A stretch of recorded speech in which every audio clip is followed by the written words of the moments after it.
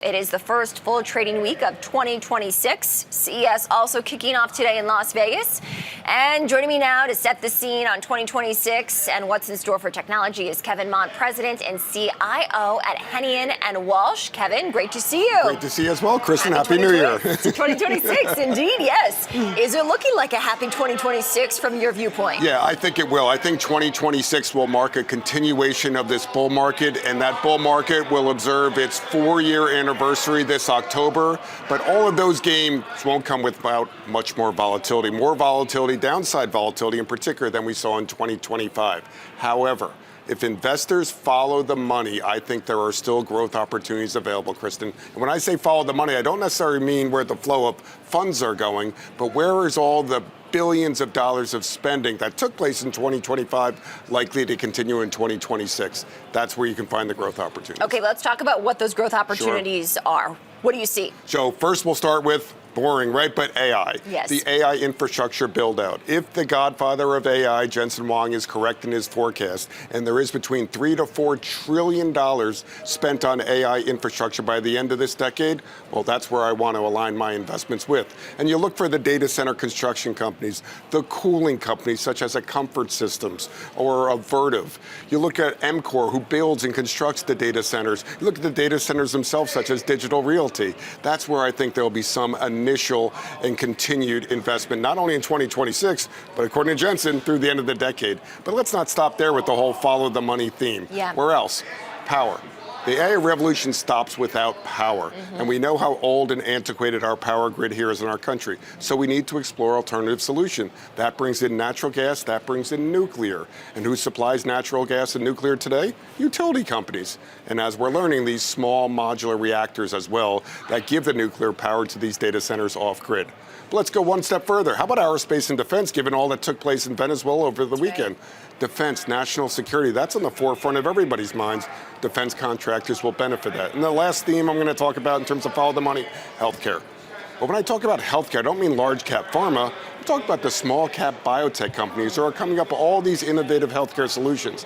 Large cap pharma is likely to have to acquire those solutions to remain competitive and replace lost revenue. So those are the 4 big themes that I see following the follow the money mantra. So it sounds like, Kevin, some things that worked in 2025, you're almost doubling down on in 2026, right? Yes. That narrative doesn't seem to have changed that much. Is that fair? Yeah, I think that's fair to say. There's some other areas that I find attractive as well. Regional banks, small cap regional bank. If short-term interest rates continue to move lower, regional banks should benefit from that. Yeah. I would argue that that small cap biotech trade, we saw some M&A activity. I think that accelerates into 2026. I think fixed income becomes on the forefront of investors' minds again as interest rates continue to move lower. Now municipal bonds look more attractive again. So there's some new areas, but there's also some old areas as well that still resonate. Is there any way that you are advising clients to hedge their portfolios, if you will, amid some of the geopolitical events that we've seen take place in the past year? Yeah, I would argue that we're going to see perhaps double the amount of volatility, downside volatility in 26 than we saw in 2025. End of January, we have the expiration of that short-term funding bill for the federal government. That becomes due at the end of January. Will now the government shut down, and for how much longer? Then we move to the mid part of the year. Not only do we have a new chair of the Federal Reserve, but we also have, midterm election campaignings. How is that going to play out? End of the year, debt ceiling talks. We don't know what's the ultimate ruling by the Supreme Court on tariffs and trade. What happens to all the money that's collected? It's a lot of uncertainty for investors to deal with, but that doesn't mean they should abandon their investment strategy. Stay true to your risk tolerance, stay invested, and adjust your portfolio as necessary. Okay, let's talk CES 2026, Yes. officially underway. Jensen Huang, the godfather of AI, as you called him earlier. AMD also with a big presence yesterday as well. But the actual show taking place today and tomorrow throughout the week, of course, in Las Vegas. What's in focus for you? Robotics, autonomous driving, and of course, the actual implementation of AI. We continue to hear about this AI infrastructure build out, but what about the actual practical applications of AI? I don't know if you saw or the viewership saw, Jensen Huang was on stage yesterday with 2 robots on the left and right of him. Boy, that's a crazy dynamic right there alone. He announced his intentions to move more and lean more into autonomous driving, into robotics. He's already got mastership of chips. He was talking about the next advanced generation of his chips with Rubin and the Ultra Rubin chip. And then, of course, their data center business, which 2 quarters ago accounted for 88% of their revenues. Wow, NVIDIA is not stopping. And they have very aggressive goals, and I wouldn't bet against them in terms of achieving those goals. But there's more than just NVIDIA. AMD, Intel, Qualcomm. I saw a fascinating piece with Lego, what they're doing using AI. So really fascinating what's coming out of CES. How easy is it to get exposure to this theme of robotics, right? That I would say in the past at least 12 months has become more front and center in the public markets. Yes. I don't think you look purely at robotic companies. You can, and there are opportunities there with publicly traded robotic companies.